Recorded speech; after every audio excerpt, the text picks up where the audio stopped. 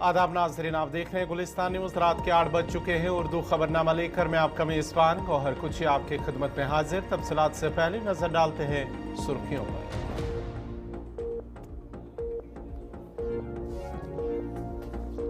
हुर्रियत की 2 तंजीमों का अलहदगी पसंदी से लाताल्लुकी पर वज़ीर दाखिला का बयान। कहा कश्मीर में अलहदगी पसंदी अब याद माजी। तरक्की याफ्ता पुरअमन और मुत्तहिद भारत के विजन की एक बड़ी कामयाबी।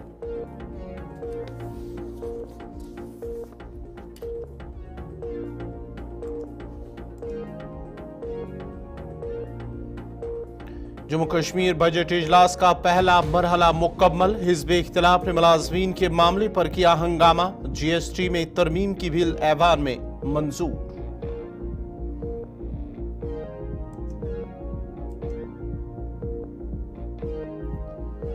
उमर अब्दुल्ला की एहतजाज पर बैठी मुलाज़मीन से हड़ताल खत्म करने की अपील। का हुकूमत 200 यूनिट मुफ्त बिजली की फराहमी के अज़म पर कायम।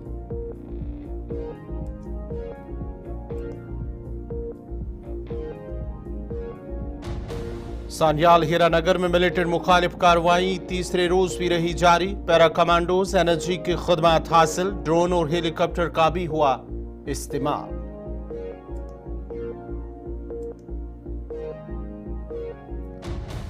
और जम्मू कश्मीर के मौसम में आज से तब्दीली। 27 मार्च तक बर्फबारी का इम्कान। महकमे मौसमियात।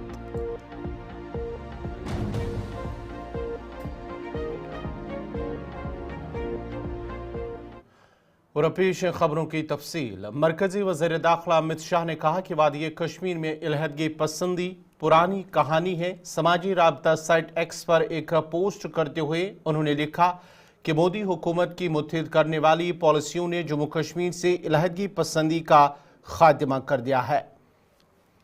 हुर्रियत की 2 तंजीमों जम्मू कश्मीर पीपल्स मूवमेंट और डेमोक्रेटिक पॉलिटिकल मूवमेंट ने अलहदगी पसंदी से मुकम्मल लाताल्लुकी का ऐलान कर दिया है। वज़ीर दाखिला अमित शाह का कहना था कि भारत के इत्तेहाद को मजबूत करने की इस पेशरफ्त का खैर मकदम करता हूँ और तमाम ऐसे ग्रोहों से अपील करता हूँ कि वो आगे आए और हमेशा के लिए अलहदगी पसंदी को तर्क कर दे। और ने कहा कि वज़ीर आज़म मोदी के तरक्की याफ्ता पुरअमन और मुत्तहिद भारत के विजन की एक बड़ी कामयाबी है।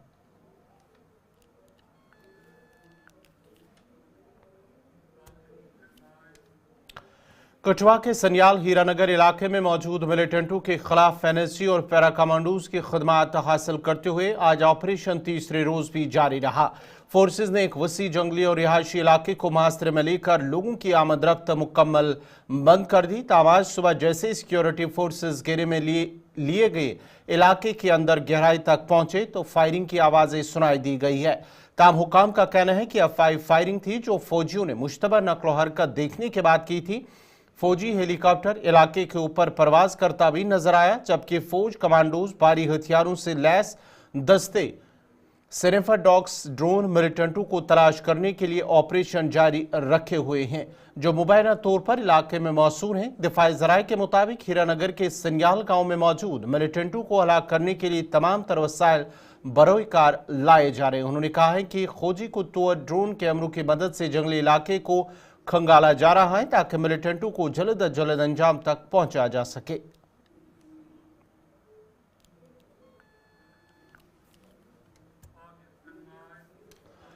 जम्मू कश्मीर बजट इजलास का पहला मरहला आज मुकम्मल हो गया और आज 18वें दिन की कार्रवाई सुबह 10 बजे वक्फे सवालात से शुरू हुई। ऐवान में आज श्यामलाल शर्मा, गुलाम अहमद मीर, मुजफ्फर अहमद खान, नरिंदर सिंह रैना, सज्जाद लोन, शबीर कुले, इरफान हफीज लोन, एडवोकेट विजय कुमार, मोहनलाल भगत, मोहम्मद यूसुफ तारिगामी, डॉक्टर शफीवानी, शेख खुर्शीद अहमद और शमीमा फिरदौस ने ऐवान में सवालात उठाए।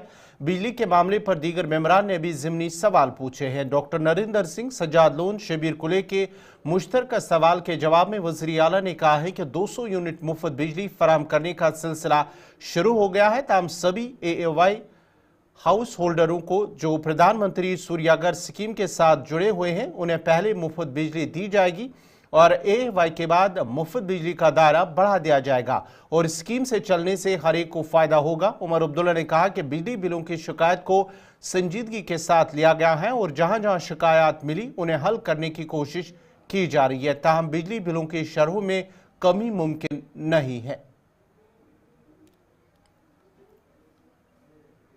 इसी सेशन के दौरान 3 बार तफसीलन इस पे बात हुई है। ऑनरेबल एलजी साहब के खुतबे के डिस्कशन में, फिर बजट में और फिर ग्रांट्स में। अब वही चीज मैं बार बार फिर दोहराऊंगा। हमारा जो है मैनिफेस्टो में वादा है, जो भी वादे हैं, हमारा पूरा इरादा है कि हम उनको जो है हम पूरा करेंगे और उन पे हम उतर आएंगे। हम ना उस वक्त सच के साथ खिलवाड़ कर रहे थे, ना आज कर रहे हैं। अब एक तरीके से ये होगा, शुरुआत जाहिर सी बात है उनके साथ की जाएगी जो सबसे ज्यादा गरीब हैं, जो सबसे ज्यादा डिजर्विंग हैं। उसमें हम AAY कैटेगरी को ले रहे हैं। आगे जाके इसका दायरा जो है बढ़ा दिया जाएगा। फिलहाल ये शुरुआत है। अब इन्होंने खदशात जाहिर किया कि ये चलेगा नहीं, अभी शुरू भी नहीं हुआ। शुरू होने दीजिए, फिर देखते हैं। अगर नहीं चला इसको तब्दील कर लेंगे। हमारा इरादा है कि बिजली लोगों तक पहुंचाएं। अब ना इनको दूध से मतलब है या गाय से? हमें दूध से मतलब है। कौन सी गाय से दूध आती है हमें उससे मतलब नहीं है। हमारा मकसद है लोगों को 200 यूनिट बिजली पहुंचा देना, वो हम पहुंचा देंगे। अब किस तरह पहुंचाएंगे, किस तरह पहुंचाएंगे कि सबसे कम बोझ जो है वो खजाने पे पड़े, वो अब हम पे छोड़ दीजिए। हम अपनी स्कीम जो है वो मॉडिफाई कर लेंगे। जहां तक जनाब रायना साहब का सवाल था, एमनेस्टी स्कीम को जो है बढ़ा दिया गया, जैसे मैंने जवाब में कहा है, इसमें कुछ मॉडिफिकेशंस पे भी हम सोच रहे हैं। अगर उन मॉडिफिकेशंस पे हम प्रिंसिपल को ला सकते हैं, उस पर हम गौर कर रहे हैं। एंड व्हेन का वन वर्ड आंसर हो ही नहीं सकता, क्योंकि सवाल 2 है। सवाल 2 के जम्मू कश्मीर असम्बली के बजट इजलास में हिज़्ब इख्तिलाफ की जानिब से आरजी मुलाज़मीन का मसला भी उठाया गया है, जिस पर उन्होंने कहा है कि हुकूमत उनके मसाइल हल करने में बिल्कुल भी ताखीर ना करे। ताहम मसला हंगामे में तब तब्दील हुआ जब नायब वज़ीर आला सुरेंद्र चौधरी ने कहा कि बीजेपी आरजी मुलाज़मीन के नाम पर सियासत कर रही है। साथ ही MLA नज़ीर अहमद गुरेजी ने बीजेपी की जानिब इशारा करते हुए कहा कि उन्हें आरजी मुलाज़मीन से कोई लेना देना नहीं है, ये महज अपनी सियासत गरमाने के लिए ये मुद्दा उठा रही है। उन्होंने कहा है कि नेशनल कॉन्फ्रेंस हुकूमत ही आरजी मुलाज़मीन के मसले हल करेगी। हंगामे को काबू करने के लिए असम्बली स्पीकर अब्दुर्रहीम रतूर ने ऐवान को ये समझाने की कोशिश की कि आरजी मुलाज़मीन के साथ सबको हमदर्दी है। साथ ही उनकी मुस्तकिली और उनके मसाइल के हल के हवाले से हुकूमत ने एक कमेटी तश्कील दी है। आरजी मुलाज़मीन के मामले पर वज़ीर आला के जवाब पर मुतमईन न होते हुए हिज़्ब इख्तिलाफ ने ऐवान से वॉकआउट किया। तमाम हंगामे के बीच वज़ीर आला उमर अब्दुल्ला ने भी GST तरमीम ऐवान के सामने पेश की थी, जो बाद में मंजूर हुई। ऑनरेबल स्पीकर साहब, कल सुबह क्वेश्चन आवर शुरू होने से पहले और उसके बाद डिस्कशन के दौरान भी मैंने एक सीरियस इशू यहां पे उठाया था और मैं सोच रहा था शायद सरकार की तरफ से जवाब भी आए। वैसे एक रिवायत भी है, कोई भी एक ऑनरेबल MLA जब यहां पे किसी इशू को रेज करता है तो कोई न कोई मिनिस्टर उस पर रिएक्ट करता है, प्रतिक्रिया देता है।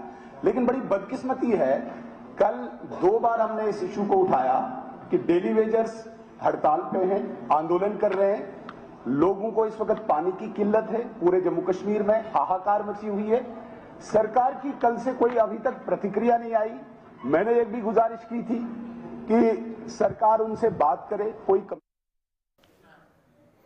नाज़रीन, खबरनामा जारी रहेगा। यहाँ पे छोटा सा तिजारती वक्फा।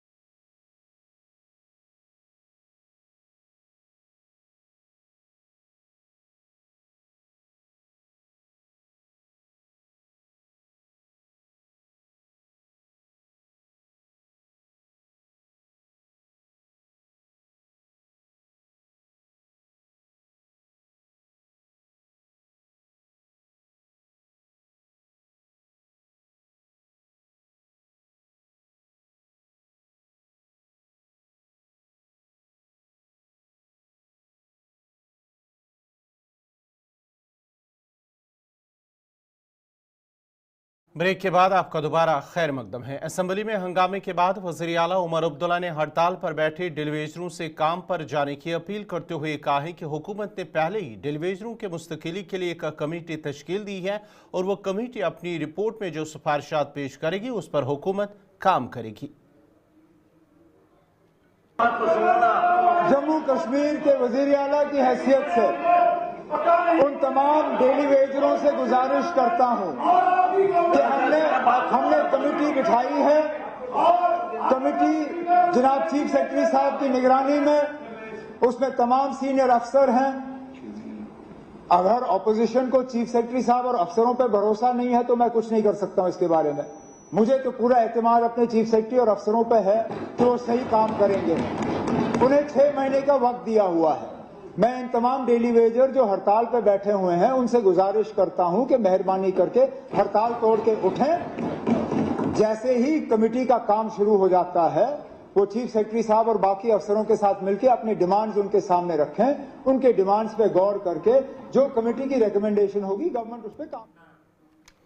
जम्मू कश्मीर कैजुअल डेलीवेजर्स फोरम की जानिब से आज श्रीनगर में एक प्रेस कॉन्फ्रेंस का इनेकाद किया गया है, जिस दौरान उन्होंने कहा है कि जब तक कमेटी अपनी रिपोर्ट पेश करेगी तब तक मिनिमम वेजेस एक्ट लागू किया जाए और जम्मू कश्मीर के डेलीवेजरों को दिल्ली और लद्दाख की तर्ज पर तनख्वाह दी जाए। 2 मसले हैं, एक तो रिग्युलराइजेशन का मामला है, दूसरा हमारा implementation of minimum wage act. यहाँ पे मिनिमम वेज एक्ट को लागू किया जाए जो दिल्ली में है या लद्दाख में है, उस तरह पे यहाँ पे आरसी मुलाजमीन को तब तक तनख्वाह दी जाए जब तक आपका एसआरओ आ जाता है, जब तक रेगुलराइजेशन प्रोसेस स्टार्ट हो जाता है। एक एमएलए ये कहता है कि 1,60,000 तनख्वाह लेने के बाद कि मुझे 2.5 लाख रुपए तनख्वाह दे दीजिएगा, दूसरा कहता है 5 लाख रुपए तनख्वाह दे दीजिएगा। अगर ये तनख्वाह आप दे दोगे तो करप्शन नहीं होगा। जो 9,000 रुपया तनख्वाह ले रहा है, अगर आपका घर 1,60,000 से नहीं चलता है, 5 लाख से चलेगा, तो उस डेलीवेजर कैजुअल लेबर का आपने क्या सोचा जो 4,000, 5,000, 9,000 रुपए ले रहा है? क्या आप इस कौम को तरकीब दे रहे हो कि आप करप्शन करो? अफसोस है इस बात का और अफसोस है इसी सोच पे। हमारा मुतालबा होगा इस सरकार से भी और अपोजिशन से भी, मेहरबानी करके इस पर फैसला लीजिएगा। कमेटी हम 6 महीने वेट करेंगे, कमेटी जब तक रिपोर्ट देगी रेगुलराइजेशन प्रोसेस स्टार्ट होगा, लेकिन मिनिमम वेज एक्ट का अमल शुरू होना चाहिए, उस पर अमल होना चाहिए। अगर आपका नारा है एक विधान, एक प्रधान और एक निशान, तो दिल्ली में आपकी एक रेट है, लद्दाख में एक रेट है और जम्मू कश्मीर के कैजुअल लेबर्स के साथ क्यों जाती है? अगर आप कह रहे हैं कि हिंदुस्तान के साथ हम मिल गए हैं, पूरी तरह मिले हुए, तो दिल्ली में एक काम और यहाँ की डबल स्टैंडर्ड क्यों है? हमारे साथ दिल्ली माँ का सलूक क्यों है? अंजुमन औकाफ जामिया मस्जिद श्रीनगर के अहदेदारों और अरकान का एक अहम इजलास औकाफ के सरबराह मीर वैज़ डॉक्टर मौलवी उमर फारूक की सदारत में औकाफ के सदर दफ्तर पर मुनक्कद हुआ। इजलास में शब कदर और जुमतुल विदा के सिलसिले में मरकजी तारीखी जामिया मस्जिद श्रीनगर में नमाजियों और ज़ायरीन की सहूलियात की खातिर इंतजामात को हतमी शक्ल दी गई है। इजलास में फैसला किया गया है कि शब कदर के मौके पर नमाज तरावी 10 बजे अदा की जाएगी और रात 12 बजे से मजलिस वाज़ तबलीग आरास्ता होगी और जुमतुल विदा की नमाज 2:30 बजे पर अदा की जाएगी, जबकि मीर वैज़ कश्मीर 12:30 बजे पर वाज़ तबलीग की मजलिस से खिताब करेंगे। इस मौके पर मीर वैज़ ने अंजुमन के अहदेदारों और अमले को हिदायत दी कि वो जुमतुल विदा, शब कदर और ईद उल फितर के मौके पर बिजली, पानी, सफाई, फर्श फरूश और दीगर दाखिली इंतजामात के तय ऐसा तरीके से अपनी जिम्मेदारियां पूरी करे ताकि किसी को भी तकलीफ या शिकायत का मौका ना मिले। इजलास में इंतजामिया पर भी जोर दिया गया कि वो इन मुतबरक दिनों में जामिया मस्जिद में पावर सप्लाई, बिजली की दस्तियाबी, पानी की दस्तियाबी और ट्रैफिक निज़ाम में बेहतरी को यकीनी बनाए और इर्द गिर्द सफाई और सुथराई का खास ख्याल रखे।